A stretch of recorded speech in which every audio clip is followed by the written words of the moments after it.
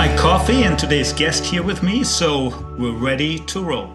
Welcome to our Circular Coffee Break podcast, where we will be talking about everything circular and beyond. As always, we hope the podcast is interesting, insightful, and provides new perspectives for all of you. But if you have ideas, questions, feedback, please leave a comment or drop us a note at circularcoffeebreak@gmail.com. My guest today is a true community builder for circularity. She started off her career in business and technology consulting with stops at EY, Booz & Company, Infosys, and PricewaterhouseCoopers. Since 2018, she's the founder and chairwoman of Circular Berlin, a non-profit organization that is reshaping Berlin's metabolism by developing the local circular economy agenda and its implementation through research, community building, and practical programs. She was the organizer of the Circular Economy Club Berlin and currently works in different projects around circularity strategy, research, and design. She holds a Bachelor's of Arts in International Economics from the Higher School of Economics in Moscow and a Master of Arts in International Economics from the Berlin School of Economics and Law. I'm looking forward to exploring what it takes to build a vibrant ecosystem that promotes the implementation of a circular economy in a city level today. Welcome to the show, Dina Padalkina. Thank you. Now, to get us started, could you give us a short introduction to Circular Berlin and what motivated you to start the project 5 years ago? Yes, sure. And thank you for inviting me here. I'm very excited also to share the story of our organization. Circular Berlin, as from name, you can guess it's all about circular economy in Berlin. Mm-hmm. It's indeed, we are a non-profit organization and try to act as a hyper-local non-profit because we believe that you can start change where you are. And that's basically the whole motto of our community behind that. The way we operate maybe is also important to highlight. The mission behind that is indeed about how we can implement circular economy in our city, in Berlin. That's where I am from right now, at least. The way we do it through three main pillars. One of them we call knowledge building. This is basically the project-based activities where we think that's the gaps right now in our system for Berlin, which we hope also to work towards and close within the circular economy. And within this dimension, we mainly work with such sectors as construction, textile, and food. But also we have quite many projects which are directly linking municipalities I say municipalities in plural because Berlin has many districts and each of them has its own municipality. That's type of first areas where we are involved. And then what is important also as a second pillar for us, it's a community building indeed, because we do believe that through collaboration and joint work, we can reach more. And we started our organization when we've been 7 founding members. That's how nonprofits also could be built in Germany. But now we are more than 130 people in our community. So, and that's why it's also showing the potential for circular economy for individuals to be involved, but also for organizations. And that's what we strive through our community building, basically to bring connections, to share the insights that we gather also from our projects, but also maybe some community members where they work, they could also share with us. And the last third pillar for our organization is basically, we call it education, but it's more going into awareness raising. Because I think right now we are in Circular Berlin in a small bubble, but there is still high need to learn more about circular economy. And that's what we try to offer through different formats like workshops, lectures, tours, different type of educational activities where people can make a first step mainly to understand circularity with us. Yeah, that's in a nutshell about us, how we work. And I think also to reflect on your question, how it all started or why I stepped into this. From my background, I'm a macroeconomist, as you also highlighted in your introduction. And I always wanted to connect these levels where to make a change between the systems like maybe city or countries, because it's not an easy task. And I also started my journey actually with the topic of degrowth back at university at the time. Maybe it was 2012, how it was not so spread out as a topic. But when in 2017 I thought, okay, I actually want to come back to this big vision of transformation and also see where sustainability could be involved. That's how I personally discovered the topic of circular economy. And I realized back in 2017 that, well, it's not so much where I can go by myself towards this direction. And also in Berlin, it was still, where I mean, Berlin is an amazing city. There's a lot of activism happening, but still the topic was not accepted among the, let's say, if you want to find a job or if you want to gain the skills around that. So it was very difficult to step in towards this direction. So I was basically looking for community at that moment, where I could also find like-minded people and see how they actually joined their path and made the steps toward that. And yeah, that's where I found the gap for me. And mainly through the first Circular Economy Club, where I think we started first doing first events, we also had a fundings opportunity received through Climate Kick to basically analyze how circular economy can be established on a city level for Berlin. And as one, it was like a feasibility study. And after 3-4 months, I also realized, okay, that's actually, there is no point right now in a city where individuals like me who would like to also to step into this transformational path, they can go. And that's where that was the idea. Okay, we actually would be good to have such organization, such an NGO, which can also gravitate other people who are looking for this support of the community. Yeah, and that's where we came to the idea that maybe circular economy in Berlin could be transformed into circular Berlin, and we built up this organization from 2018, and we registered already in 2019 as a non-profit association. Cool. Yeah, I really love the focus on knowledge, education, community, and making circularity, having people experience what circularity is, because it's very often a very complex topic, a very abstract topic for people, and very difficult to understand. So I think once people start experiencing what it is, and that it's not this huge thing where you have to do everything at the same time, but it can be small things, I think that's really important. Now, circularity was always an important topic, as you just outlined. But it seems that over the last 1 to 2 years, it has really gained momentum, gained interest. How have you seen that change in your activities at Circular Berlin? What do you think is the status quo on circularity in Berlin, but also more generally? And where do we still have work to be done as cities, as citizens in that context? Yeah, I also feel a lot changed in the last 2 years in terms of like push and development in circular economy. As I said, my story started with me being alone into the field. And just as I said, by number that we are now having so many individuals and organizations involved in our community in last 4.5, 5 years, I think it shows that there is a high interest in this topic. And also, I think also the changes started actually a little bit from European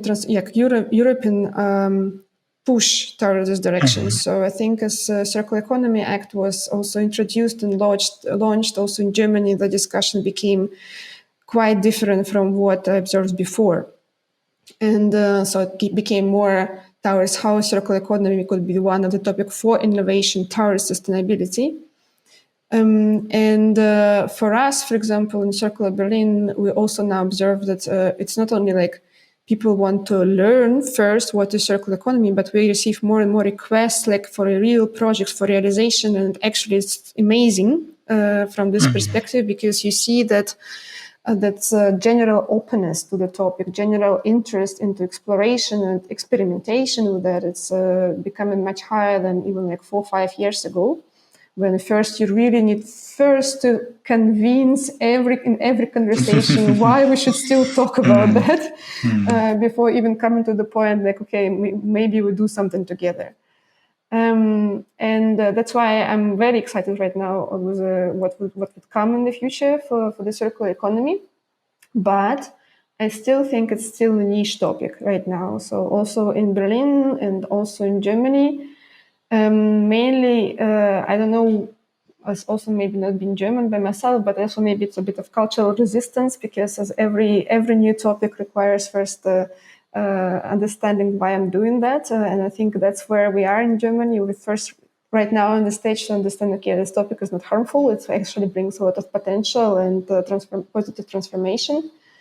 So that's where I feel like in general, like from perspective of future potentials, what we're experiencing now, it's a lot of good things happening. With regards to Berlin as well, to come a bit closer to that, I already dropped the line that I think Berlin is an amazing city to be for the topic of circular economy, because as comparing to many other locations, a lot of activities happening bottom up here. So actually, a lot of things happening here from the community, and a lot of innovations. They are also driven a bit from different sides, so they're not driven from the market potential, but mainly because of the social interest and belief that's what should be done because it's good. So that's why I find it's a very different perspective rather than we comparing maybe to other metropolitan regions in other countries. So I feel like on that side, it's very interesting to observe how also how many initiatives also develop in themselves, and also that actually turn, so to say, the head of the Berlin government, so to say, in this direction, saying, okay, it's indeed, there are so many initiatives, so many projects, so many startups that right now go into that in the last 2 years, there were also special programs opened to be funded only for circular economy in Berlin, which I find it amazing, because obviously it gives much more opportunities because of sort of financial support coming to this. However, I still think that within the implementation of this topic in Berlin, we're still in the stage of experimenting, because a lot of these projects, they are still in early stage of development, and it's still not clear how they actually will progress in the future. Will they be able to grow? Will they actually be able to bring this expected positive impact, either social, environmental, which everybody hopes for? So this is something which is still to see. However, as I said, I'm happy that it's so to say, in some kind of unofficial in German Reallabor, like living labs, which we can also experience here in Berlin, that actually take place. So I do have hopes for Berlin to see as much as transformation as we can see maybe in the future. Yeah, no, and I think you make a really important point there. I think we see a lot of experimentation and early stage ideation and projects and all of that. I think, how do they say, the proof is in the pudding? So it will be interesting to see how these solutions then scale and how they're put into action on a wider level in that context. But I agree. I mean, it's very important to have these grassroots initiatives that basically then come together with whatever the regulator puts in place or whatever the cities put in place, to make sure you accelerate that transition.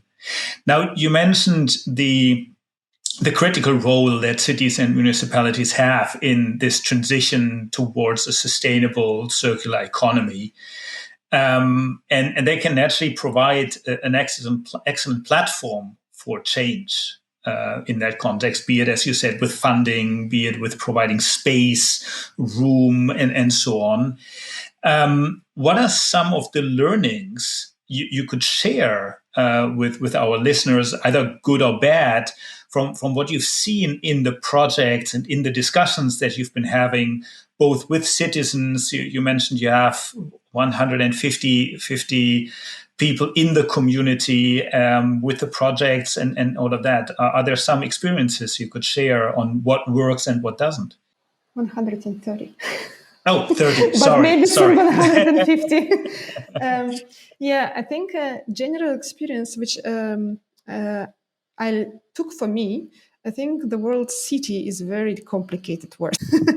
First of all, because I think whenever I also realize whenever I'm talking, independently with whom I'm talking, everybody has different understanding what means city.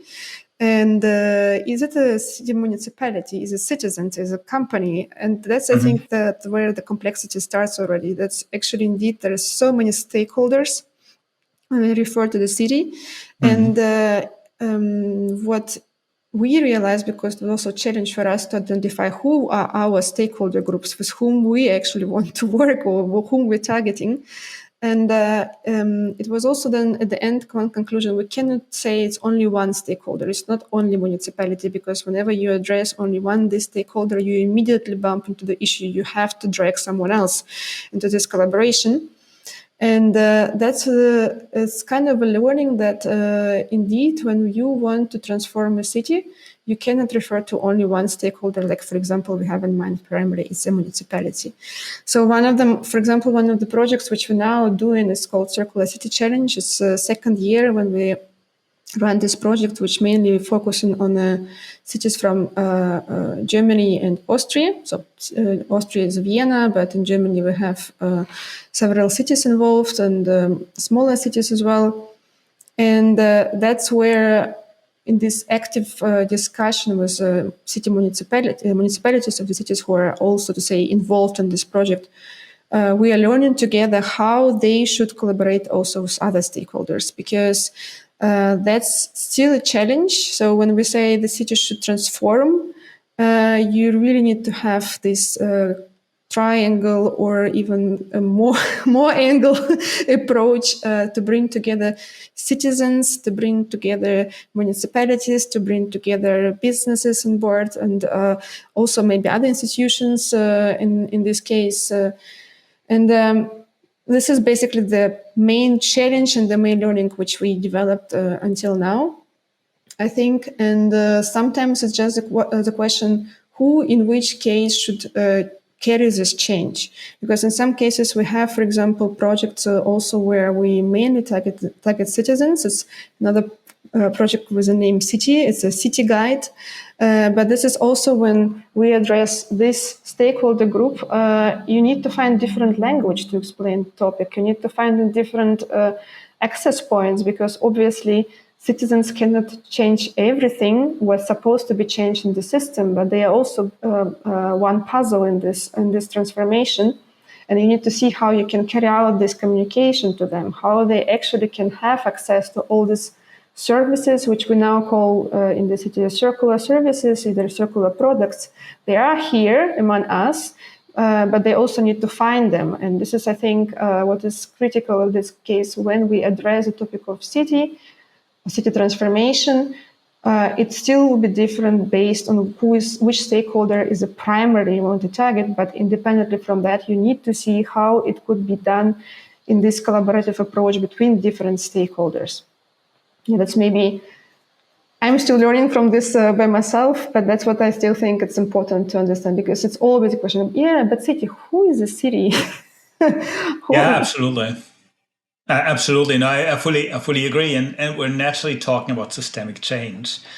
So the discussions I'm having very often with businesses is that businesses say, but we cannot do that because it's not in our sphere of influence to do that. It's the regulator, or it's the consumer, so it's the investor, so it's someone else in the supply chain that has to make these changes. So I fully agree with you. It's a very complex ecosystem of different stakeholders, different players that needs to be balanced and that needs to be addressed. In that regard. Yeah. Now, if you... Maybe to add to that, sorry, just one sentence. I think you brought the right word, systemic change, because what we also, for example, observed with Circular City Challenge, the same reactions from city stakeholders, municipalities, but it's not our sphere of action. But sometimes you need to show this direction, how it could become the sphere of action, saying, okay, maybe it's not what you do in your daily job, but you have access to the next step, who can actually be more influential. And I think it's a very important role, at least for us as an organization, to be able to see these connection points. And that would basically to help to build this cooperation. Yeah. Yeah, absolutely. And I mean, if a business basically comes to me and says, like, but the regulation doesn't allow us that, or the system doesn't allow us that, my answer normally is like, yeah, but then use your power as a business and talk to the regulator, talk to the customers, talk to whoever the stakeholders are. They might not even be aware of the challenges of the problems that they're creating with what they're doing, and they might actually be willing to partner with you in getting these roadblocks out of the way. So I fully agree with you. Yeah. So if you think about your activities in Berlin, where would you like to see the city go next? What are some of the exciting topics you're working on, in addition to the ones you already mentioned? You mentioned a couple already earlier. Are there others beyond that? And is there something you're looking forward to launching in the future that would accelerate the transition of Berlin towards sustainable circularity? Yes. Thanks for the question. Indeed, there is first of all, there is a lot of topics happening on the level of Berlin city, because in the last year, they really started developing the objectives and strategy towards circular economy. But nevertheless, in our 5 years of involvement in the circular economy, I still think the topic of exploration of materials flows is not fully discovered, because I do think we still need to understand what we have in Berlin, basically in terms of inflows. On the level of outflows, like in terms of waste management, obviously there is a lot of data available, but still not on the level of general materials which are coming in the city. And that's what we are also trying to look into in the future, because we are developing several projects. One of them, for example, in textile sector. Hopefully it will go through. It's one of the European projects where we're also involved, looking into the textile material flows primarily, and then going into piloting of particular circular loops. That's, I think, also becomes one of the important steps, how we can also practically start testing this on not only on some organizational level, but also like more on the system level of the city. So that's where the topic of textile popped up, but also we have similar approach for another project in biomass and food area, where we also try to see where the potentials for combining topic of bioeconomy and circular economy in terms of future loops potentials. And also going into the pilot. So this is, I think, important thing where we always need to combine. It's not only about data collection, but see how you can actually turn the data into actionable parts like pilots, to see if it's actually doable on the city level, or it's still some topic of in theory. And it's also important to understand that, I think, even if we have first step for analysis of this material flows, it's still different sectors will have different measures in place, also in terms of pilots, in terms of potentials, environmental potential. For example, in terms of construction, that's I also briefly want to mention.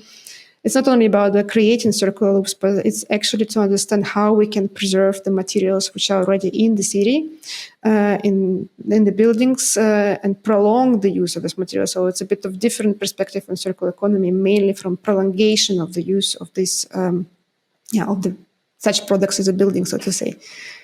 And that's where would be our next step, to look at how we can also pilot these activities.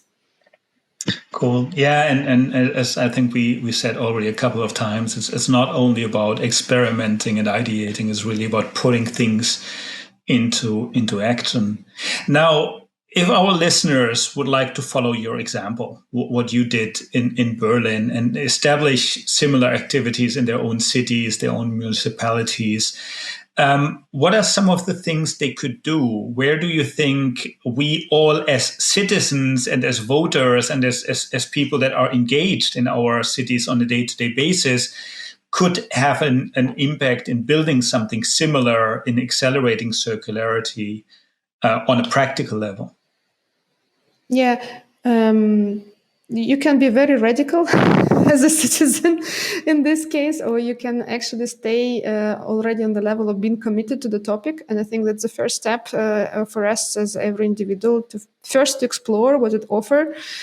Secondly, also to where we mainly have a direct impact is through our choices as the citizens and the voters.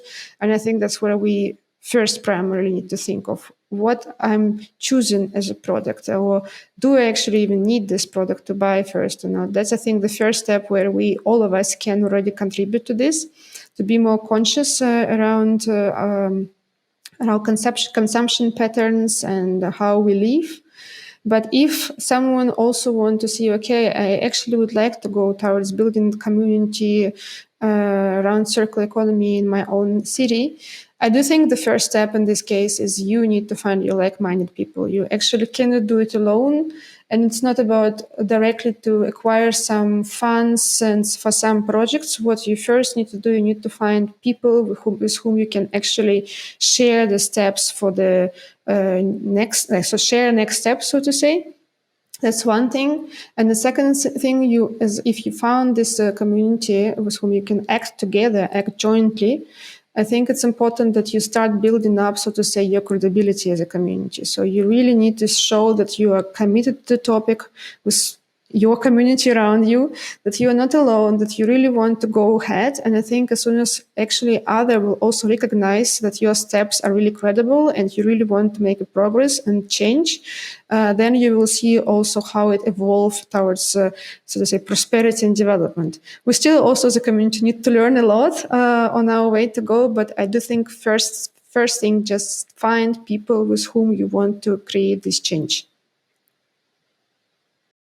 Thanks a lot, Dina. The coffee is empty, and it's time to wrap up this episode of the Circular Coffee Break. Thanks, Dina, for joining me today. I could still go on for a long time discussing about the different things. I think we could deep dive into a lot of the projects you've been doing, because I think that it's also a lot of very interesting things. So maybe a next time. Thanks a lot for joining. Thank you. For all you listening, we hope you found today's episode interesting and inspiring. If you like the podcast, you can help us out growing the Circular Coffee Break community by giving us a 5-star rating and a positive review on Apple Podcasts or Spotify. Also, please remember to subscribe to stay in the loop. We have a lot of really interesting guests coming up also for future episodes. So make sure you're in the loop and you get a notice on the episodes that drop every 2 weeks. That's all for today. Thanks a lot for listening. I'm looking forward to seeing all of you here at the Circular Coffee Break.